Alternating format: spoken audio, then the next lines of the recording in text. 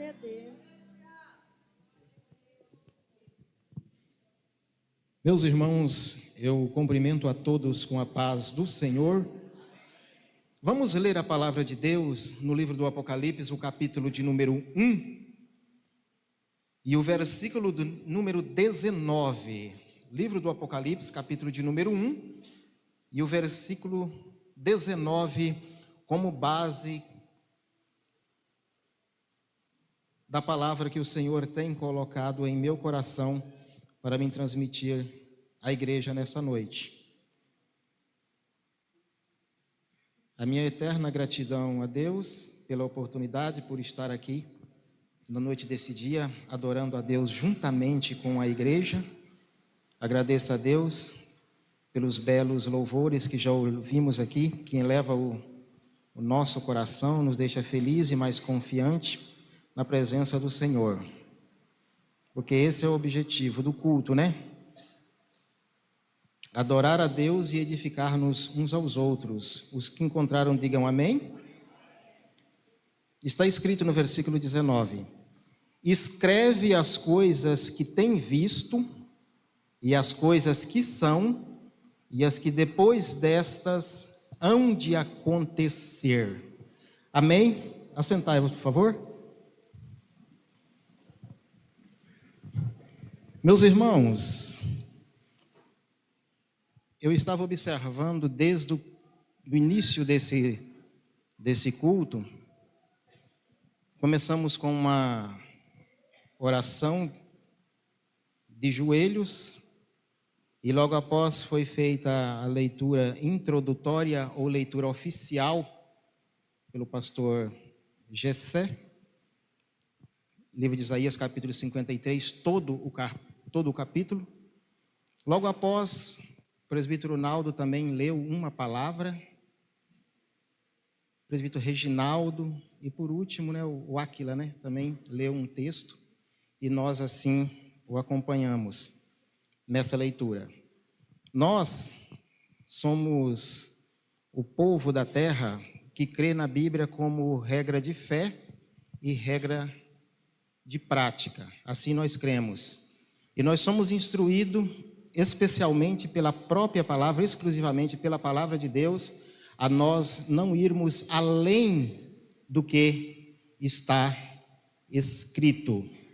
Aonde a palavra de Deus fala para nós pisarmos, onde ela estabelece os seus limites, até ali nós vamos. Mais do que isso, nós somos barrados por Deus e a sua palavra, a não ir além do que está escrito em sua palavra. E a Bíblia, a palavra de Deus, ela é o livro infalível. A Bíblia, a palavra de Deus, é o livro inerrante, é o livro absoluto.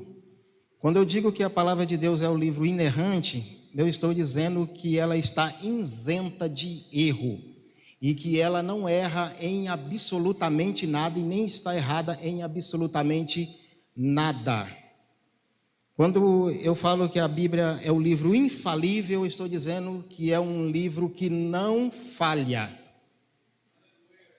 É um livro infalível, mas infalível em o quê? Em tudo quanto nós conhecemos, ou que está além do nosso conhecimento, a Bíblia é infalível. A Bíblia, ela é infalível em toda a ciência, A verdadeira ciência, ela anda de mãos dadas com a palavra de Deus. A Bíblia, ela não contradiz a ciência, e nem a ciência contradiz a Bíblia. Agora, as argumentações e as narrativas dos cientistas, sim, a Bíblia é contra. Agora, a Bíblia é o livro infalível em toda a ciência. Ela é infalível na história, ela é infalível na geografia, ela é infalível na matemática, ela é infalível na física, na química, em toda disciplina secular que existe. Eu garanto para vocês que a Bíblia é o livro infalível.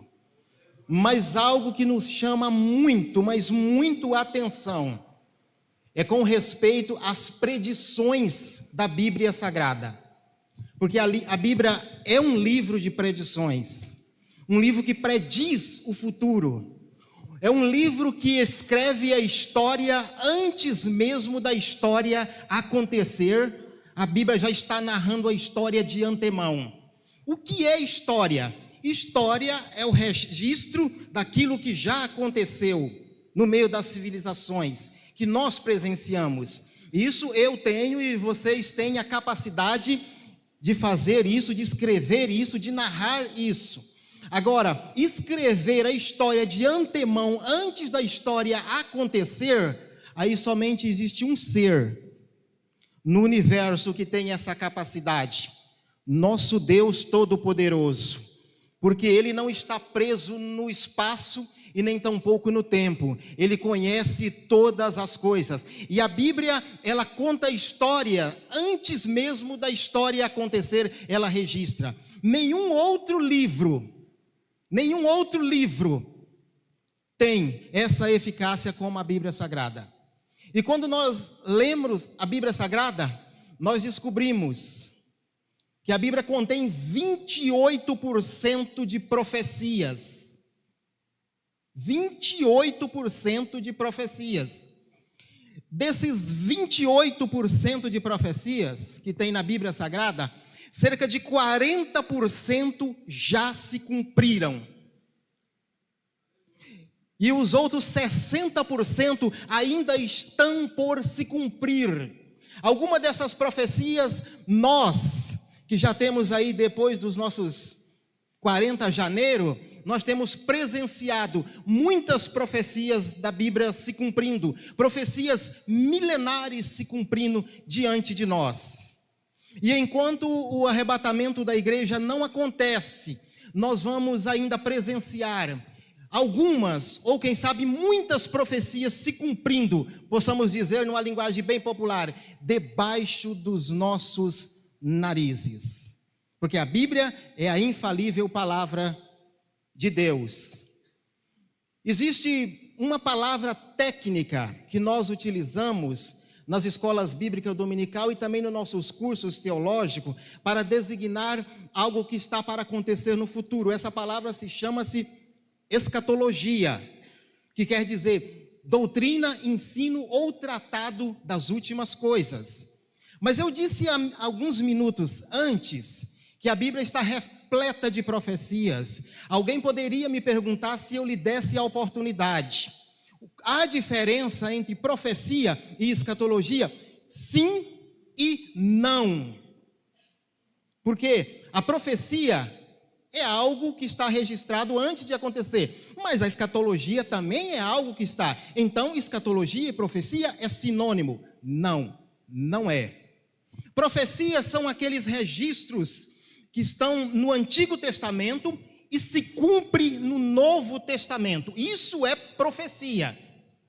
Agora, quando tem registrado no Antigo Testamento e no Novo Testamento profecias que vai acontecer após o arrebatamento da igreja, aí então essas profecias nós a classificamos como profecias escatológicas.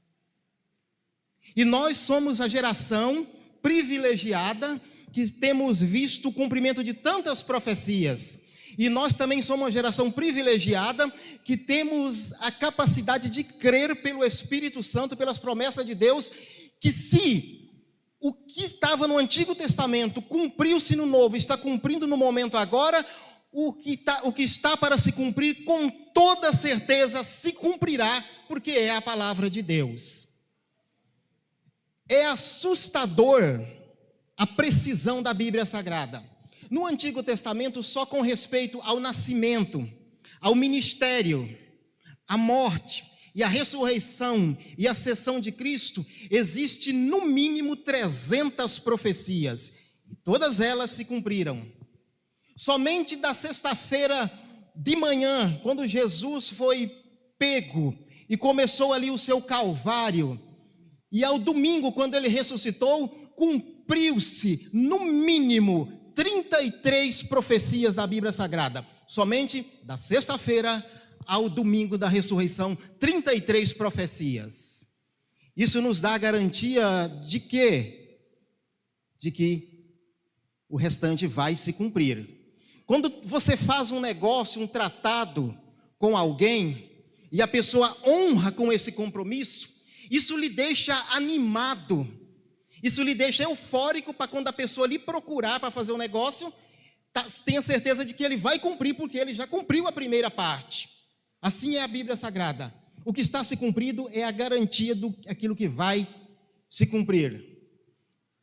E eu quero falar aqui com vocês, nesses poucos minutos, não dá para entrar em detalhes sobre tudo aqui.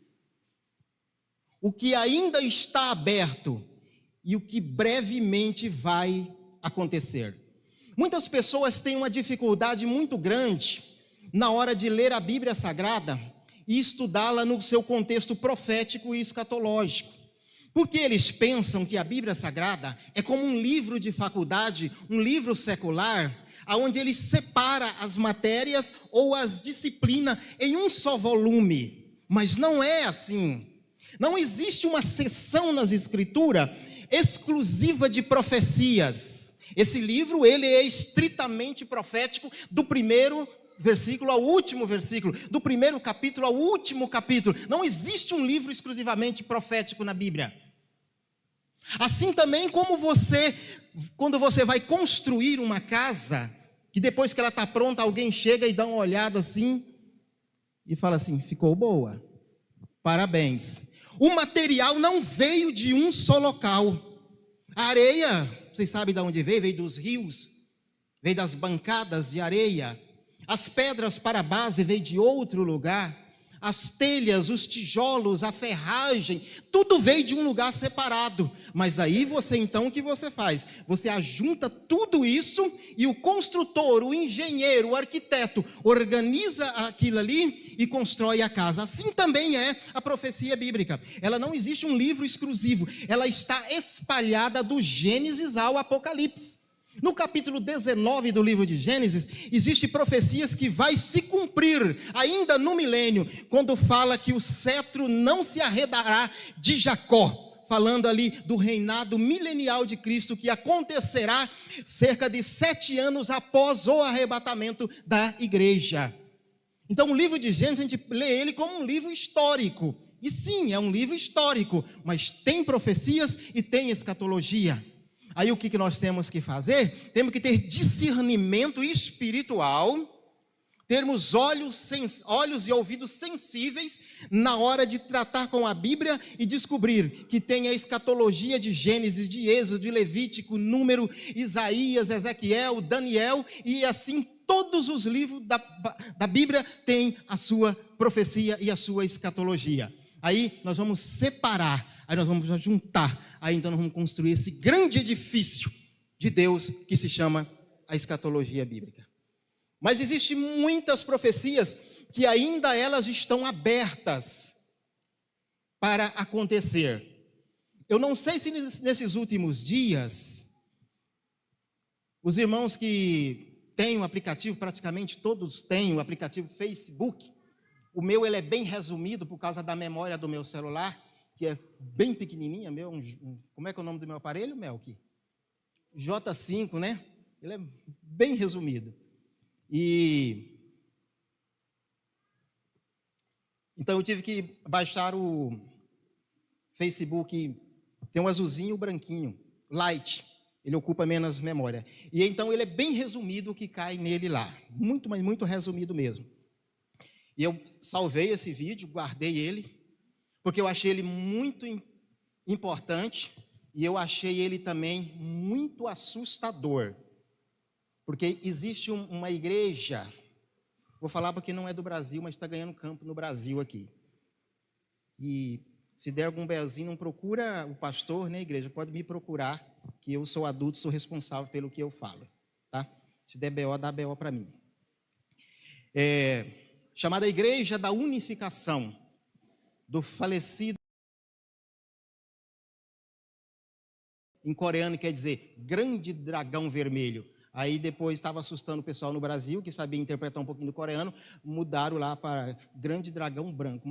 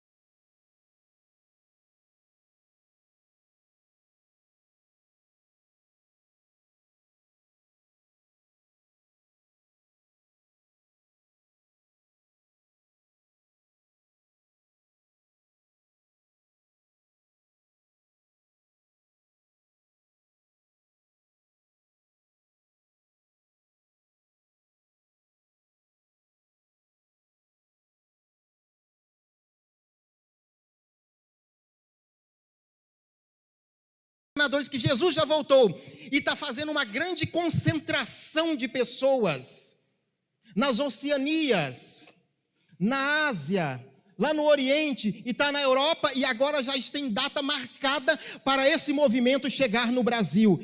E sabe que a multidão de pessoas, não é multidão assim, irmão, quando nós fazemos aqui o nosso congresso de jovens e de senhoras, não. São multidões que, para aglomerar essas pessoas, para reunir essas pessoas, eles estão alugando espaço como ginásio de esporte, e as pessoas estão indo ali e estão dizendo que estão vendo o Cristo em carne e osso, estão adorando isso. Mas deixe dizer uma coisa: quando acontecer a manifestação do Senhor Jesus em glória, Ele manifestará nas nuvens, e nós que estamos vivos seremos transformados. Aqueles que morreram em Cristo ressuscitarão e sairão da sepultura. Está havendo transformação de pessoas vivas nesses eventos? A resposta é não. Está havendo ressurreição de pessoas que morreram esperando o Messias? Não. Então não é verdade. Jesus Cristo ainda não se manifestou, porque no dia que Jesus Cristo se manifestar, nós também nos manifestaremos com Ele em glória. É assim que a palavra de Deus ensina.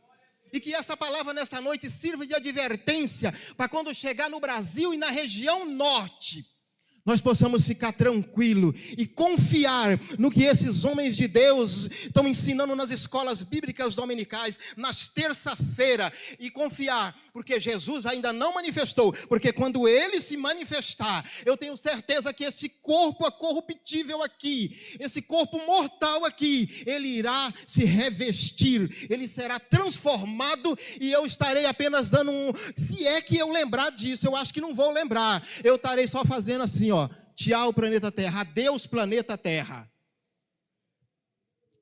Louvado seja o nome de Jesus. E esse dia, irmãos, ele está muito próximo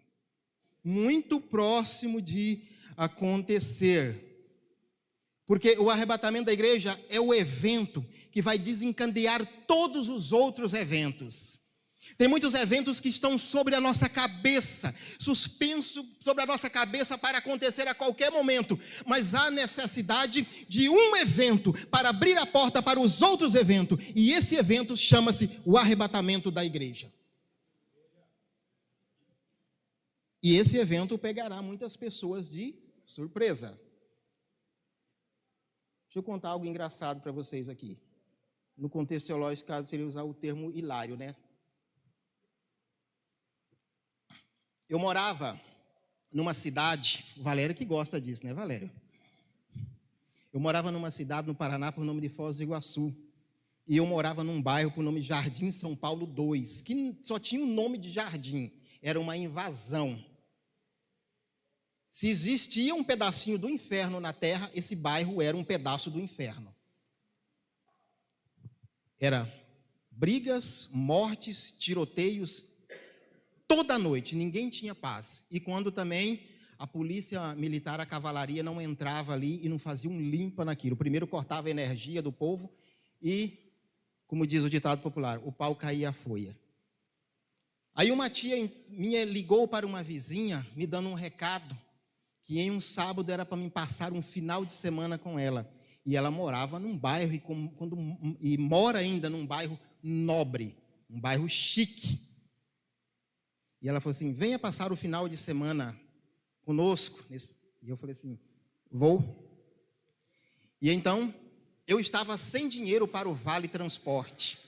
E eu levantei de madrugada e fui no terminal dos ônibus circulares, terminal da Pracinha, para mim conseguir uma carona. Quando o motorista e o cobrador faziam a primeira viagem, às vezes abriam uma exceção e davam uma caroninha para a gente. Falei, rapaz, eu preciso ir no bairro assim, lá, onde vocês começam a viagem de vocês, mas eu não tenho dinheiro e eu não tenho Vale Transporte. Você me dá uma carona? Ele falou assim, o que você vai fazer lá? Eu falei assim, eu vou rever uma tia minha que tem muito tempo que eu não vejo. Entra aí, sente aqui. Mas eu estava muito cansado e dava 16 quilômetros e eu me acomodei no banco e eu dormi. E eu disse assim, quando você chegar na Avenida 2, na rua Assunção. Se caso eu dormir, porque eu sabia que eu ia dormir, você me desperta que é ali que eu tenho que ficar. E eu dormi. Eu saí daquela celeuma, daquele bairro terrível, e dormi e entrei num bairro tranquilo. O bairro parecia um pedacinho do céu. O motorista parou o ônibus e falou assim: rapaz, seu ponto é esse. Eu olhei, conferi, a rua era aquela ali mesmo. O dia já estava clareando e o ônibus foi embora. E eu não escutei mais o barulho do motor do ônibus. E deu aquele silêncio de 100%. E eu já era crente. Eu pensei assim: Jesus tem misericórdia. Enquanto eu dormi, Jesus arrebatou a igreja e eu fiquei. Porque esse só pode ser isso. E eu comecei a caçar gente nas ruas e nas avenidas, na casa, ninguém. Porque o bairro era tranquilo, o bairro era nobre. É um bairro nobre. E procurava e não achava ninguém. E eu comecei, meus irmãos, me desesperar. Vocês já sentiram amargor no estômago? A gente sente um amargo na boca, uma vez sente no estômago, né? Eu não senti na boca, eu senti no estômago, um amargo no estômago. E eu fiquei doido, falei assim: Jesus voltou. E eu voltou, e eu fiquei. E eu fui em direção à casa da minha tia. Mas quando eu vi a minha tia a distância de uns 50 metros, ela estava com uma vassoura, varrendo assim a frente da casa. E eu falei assim: tudo bem. Se eu fiquei com a minha tia, porque a minha tia também não foi. Olha só as ideias. Aí então eu falei: tia, contei. Ela falou: não, rapaz, isso aqui não é Jardim São Paulo, não. Isso aqui é Vila C, isso aqui é paz. Mas imagina eu sendo crente, a angústia que tomou conta do meu coração. E eu quero que nessa noite, pessoas que têm essa dúvida, não saia daqui com essa dúvida hoje, em nome do Senhor Jesus Cristo. O Espírito Santo de Deus quer transformar, quer te salvar, quer te perdoar, e você não viver nessa dúvida com respeito ao arrebatamento da igreja. Por fim, existem alguns eventos que ainda estão em aberto que vai acontecer. Um dos eventos que era se esperado desde o ano 70 depois de Cristo, se cumpriu no ano de 1948, é a volta de Israel para a sua terra. Existe um pastor que já faleceu no ano de 2016, por nome de John Alvord. Ele, durante todo o tempo que ele estudava e pregava a escatologia, ele falava assim, lia a escritura e dizia assim: olha, Israel vai voltar para a terra e vai voltar a ser uma nação. Ninguém acreditava em John Alvord. E ele era pregador e seminarista do seminário de Dallas, no Texas. E por respeito a ele, as pessoas não o questionavam. E quando foi no determinado dia que Israel voltou a ser uma nação, ele estava dirigindo o seu carro numa autoestrada e com o rádio ligado. E ele então ouviu a notícia oficial que Israel estava voltando a ser uma nação, depois de aproximadamente 1.800 anos. Ele não suportou, ele freou o carro, foi por acostamento e chorou o resto daquele dia, por a profecia estar se cumprindo. Esse, irmão, Israel é o grande sinal de Deus, que o arrebatamento está muito próximo de acontecer. Era esse sinal que tinha que acontecer, e ele já aconteceu. E Israel foi plantado ali, na Judéia, e tentaram arrancar Israel dali, e não conseguiram, e vão tentar arrancar Israel dali, aonde Deus os plantou, mas ninguém arrancará Israel dali, porque ali em Israel, em Jerusalém, o Senhor Jesus Cristo descerá em glória, pisará no Monte das Oliveiras, e a partir de Jerusalém, ele estabelecerá o seu reino milenial, tendo ali a nação de Israel como testa de todas as outras nações, para cumprir-se a palavra de Deus. Ele é o grande sinal. Então não espere outro sinal. Tem muitas pestes, fomes, guerras e muitas outras coisas acontecendo, mas o grande sinal, o demarcador de águas sobre o arrebatamento da igreja já aconteceu, que é a volta de Israel ser uma nação. Louvado seja o nome de Jesus. E o outro evento que ainda está em aberto para acontecer é aquele que nós mais falamos, que nós classificamos como vinda de Jesus ou arrebatamento da igreja, onde Jesus vem até as nuvens para buscar a sua igreja. Buscar a sua igreja. Ou se eu tivesse tempo para dar uma definição do que é igreja aqui. E muitas pessoas falam assim, glória a Deus, eu pertenço à igreja. Mas muitas pessoas falam assim, meu Deus, eu não pertenço à igreja. Porque quem não aceitou a Jesus Cristo como Salvador, não recebeu o perdão dos seus pecados, não passou pelo processo do Novo Testamento, em hipótese nenhuma, ele pode dizer que pertence à igreja ou que ele é a igreja. Só as pessoas que aceitaram a Jesus, só as pessoas que passaram pelo processo do Novo Testamento, só pessoas que foram batizadas de forma trinitariana, em nome do Pai, do Filho e do Espírito Santo, e uma vez por mês participa daquilo que foi feito ontem à noite e vai ser repetido hoje, que é a Santa Ceia. Esse pode dizer que é igreja, e é esse povo que o Senhor Jesus Cristo vem buscar no dia do arrebatamento. O outro evento que está ainda em aberto, é um evento que se chama-se Bodas do Cordeiro, só vou falar isso, e dar a pequena definição, é a união eterna de Cristo com a igreja no céu.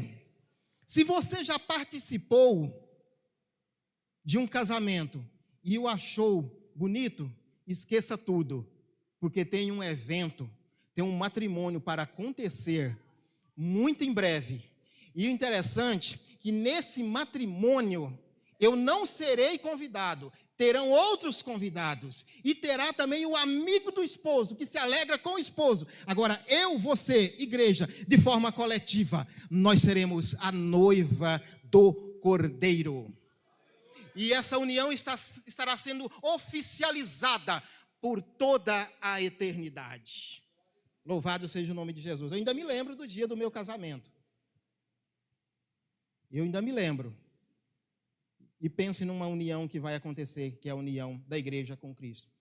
Outro evento é as bodas do Cordeiro, que todo casamento necessário é que após ele, dependendo das condições, que aconteça uma festa.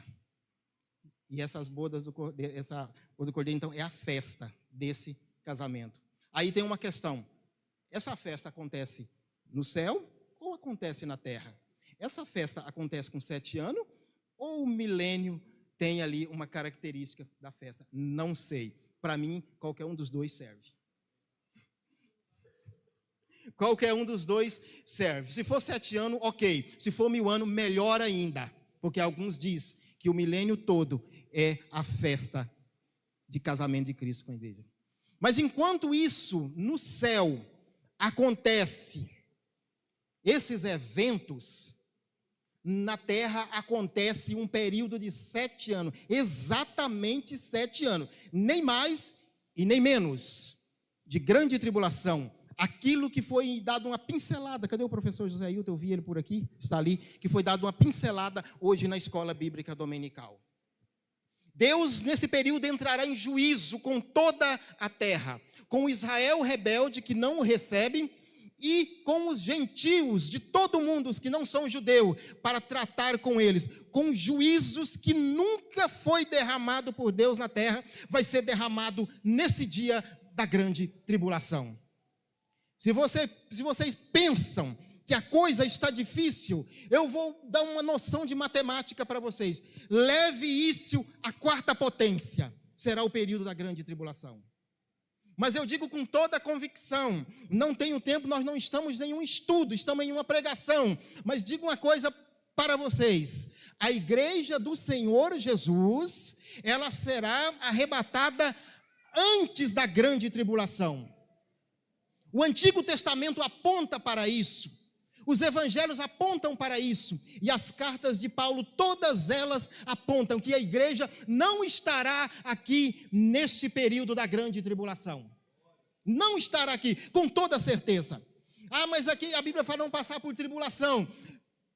Entenda uma coisa, existe a tribulação do dia a dia, do cotidiano, existe a tribulação como termo técnico para designar um período de 7 anos.